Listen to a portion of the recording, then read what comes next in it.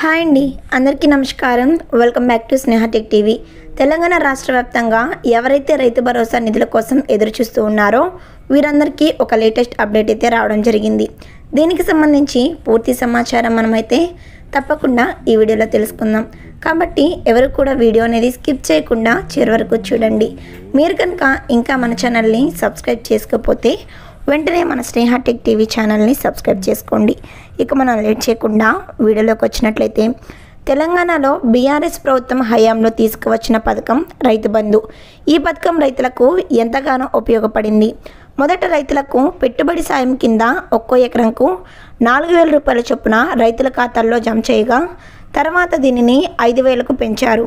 ఇలా మొత్తం సంవత్సరానికి 2 దఫాలుగా 10,000 రూపాయలు వారి అకౌంట్లో జమ అయ్యాయి. అయితే 2023లో ఏర్పడిన కాంగ్రెస్ ప్రభుత్వం దీనిని రైతు భరోసాగా పేరు మార్చి వారి అకౌంట్లో 15,000 జమ చేస్తామని పేర్కొంది.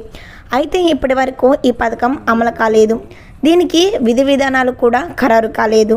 అయితే దీంతో పెట్టుబడికి డబ్బులు లేక రైతులు ఆవేదన వ్యక్తం చేస్తున్నారు. త్వరగా ఈ పథకాన్ని అమలు చేయాలని కోరుతున్నారు. అయితే ప్రభుత్వం మాత్రం దీనికి కొత్తగా విధి విధానాలను ఖరారు చేసే పనిలో ఉంది. గతంలో రాళ్ళు రప్పలు గుట్టలకు కూడా రైతు బంధు ఇచ్చారని, ఈసారి అలాంటి వారికి ఇవ్వడం కుదరదని తేల్చి చెప్పింది ప్రభుత్వం.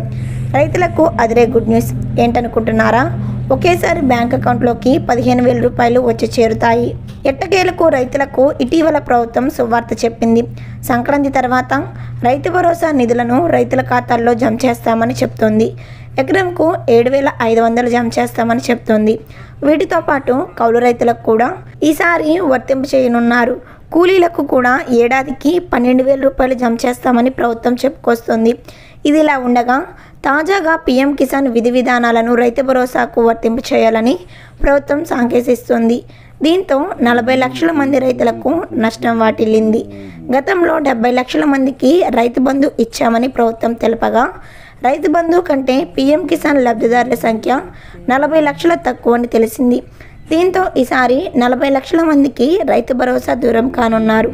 దీంతో రైతులు ఆగ్రహం వ్యక్తం చేస్తున్నారు. గత ప్రభుత్వం మాదిరిగానే అర్హులైన రైతులకు రైతు భరోసాను అమలు చేయాలని కోరుతూ ఉన్నారు. వ్యూవర్స్, మరి దీనిపై మీ అభిప్రాయం ఏంటనేది తప్పకుండా కామెంట్ సెక్షన్లో కామెంట్ చేయండి. ఎంతమంది రైతు భరోసా నిధుల కోసం ఎదురు చూస్తున్నారు అనేది కూడా కామెంట్ చేయండి. ఇలాంటి ఇన్ఫర్మేషన్ వీడియోస్ కోసం వెంటనే మన స్నేహ టెక్ టీవీ ఛానల్ని సబ్స్క్రైబ్ చేసుకోండి. వీడియో నచ్చితే తప్పకుండా లైక్ చేయండి. ఈ వీడియో మీద మీ అభిప్రాయం కామెంట్ చేయండి. Thanks for watching.